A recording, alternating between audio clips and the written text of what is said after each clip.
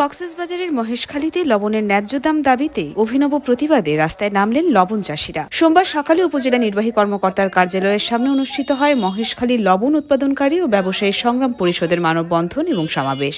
চাষিদের অভিযোগ, ধার দেনা এবং ঋণের টাকায় লবণ চাষ করেও তারা এখন চরম লোকসানে। গত মৌসুমে প্রতি মণ লবণের দাম ছিল 500 থেকে 600 টাকা, কিন্তু এবার নেমে এসেছে মাত্র 200 থেকে 220 টাকায়। একজন চাষির 3 কানির মাঠে উৎপাদন খরচ প্রায় 2.5 লক্ষ টাকা, কিন্তু বিক্রিতে পাচ্ছেন সর্বোচ্চ 2 লাখ টাকার কম। ফলে প্রতি চাষির লোকসান 1 লাখ টাকারও বেশি।